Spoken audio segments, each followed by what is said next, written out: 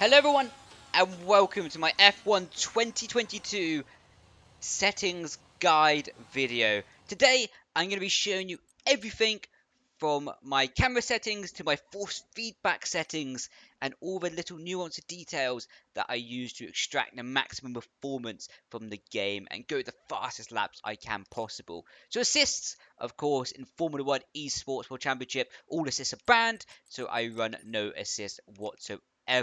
On time trial settings, I have rival ghost turned off. The rest of them don't really do anything as well. My ghost turned off because it becomes a distraction. And then camera customization. This is, of course, what you're going to see a lot on my live streams and my YouTube videos as well. So minus 16, 0, minus 4, plus 14, minus 20, plus 20 on the near clip plane. A lot of people don't realize what that does, but what it does is render more distance into the future of the track. So you can see hypothetically 1,000 meters down the road with 20 rather than 500 meters down the road with 10 on the near clip plane. Of course, those numbers are just estimates. I don't actually have the official numbers from Codemasters how much the near clip plane extends the viewing distance, but for me, it's nicer being able to see further into the distance. Providing you have a PC that is strong enough to run this, I highly advise it. Mirror angle is just -2, so I can see a little bit better what the cars are doing behind me. Without having to use the look back button as little as possible. Camera shake and camera movement is both turned to 0. For me, they're just a distraction and take away from my ability to go fast around the track. My other setting is cockpit camera. So I'm using -4, -14, plus 20, 0, 0, and then the near clip plane is actually needing to go up to 20 to match what I have on the T-cam. Mirror angle 0 because in this lower downfield of view I can't see the mirrors anyway. And then we're going to take the camera shake all the way down to 0 with the halo column turned off. And to give you a small example, what this is going to look like on track is going to be looking like this. It's not the most realistic view. The most realistic view is coming down in the settings, i.e. what I'm going to do right now for you is go down, and this is actually what you'd be seeing from inside the car. You'll be seeing about here.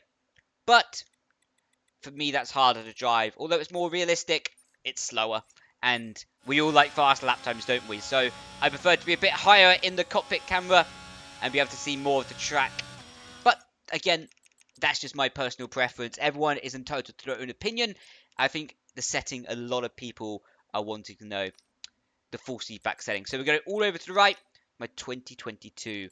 On the control schemes, this is just more important to have what you like in the settings. For me, I have my DRS map to my right hand and the look back to my left hand, whereas I think for a lot of people it's the other way around. But again, that's just personal preference. I can't really advise you on anything to do here other than make it comfortable for yourself. Calibration, I have no dead zones or saturation whatsoever. I like the inputs that I'm doing into the game to be 100% pure and to be matching what I'm doing on the pedals as much as possible. Force feedback, 85% on the strength, 24% on track effect to feel the bumps of the track. 0% on the rumble strip because I can see it anyway. I don't need any extra feeling coming through. Off-track damper, well, providing your lap goes to plan, you won't be off track anyway. So that's my logic there, that you don't need it. But then the wheel damper is set to 15, just to give some more weight to the wheel in the low speed corners especially, what can give you some confidence. Understeer enhance is turned off. I find sometimes for the direct drives, they don't really need this extra setting. If you're not running a direct drive, maybe it can be better. Maximum wheel rotation for the F1 and F2 is 360 as well for the supercars. Well, I haven't actually driven yet in this game up to 900. Again, I haven't driven it, so I haven't bothered to tune it whatsoever. Graphic settings, we're going in. I have my gamma at 95 just to be a little bit easier on my eyes. Motion blur strength turned to 0. Video mode on 1080p, that's the resolution that we run in F1 Esports. If you can go higher and run 4K, feel free to. But in F1 Esports, we are locked to 1080p. For the broadcasting, 239 hertz on the refresh rate to get that as fast as possible. Frames per limit is not capped. Output monitor 1. The filtering times 16, the highest setting, that just gets the lines as fine as possible, minimizing blur. TAA with the sharpening, and again, that minimizes the blur and gives the most clear image I can get possible, what helps me to be more consistent on the track.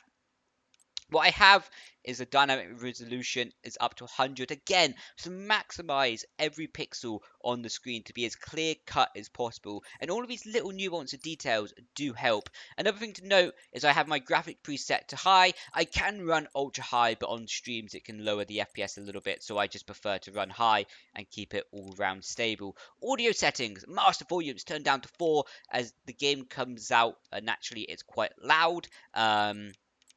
So then engineer ducking as well, that's set to low so the engineer isn't overrupting the engine noise too much. Audio simulation quality is on high, and then going down to push torque is on multiplayer. Upshift tone is turned off, with the formation lap parking center turned on. Very critical there. Any bit of advantage you can get, take it. Response from the engineer is on responses only. I really don't like it. I find it distraction when the engineer can randomly speak to me during a lap. So I have it on responses only, and then I know when the engineer will be talking to me.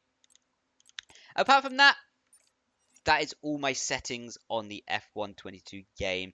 Of course, let me know down below if these settings can be helpful to you, and if you want to know any additional things that I have on this game to help me go fast, post them down in the comments. But hopefully this video is educational for you and can help you go faster and enjoy the game even more.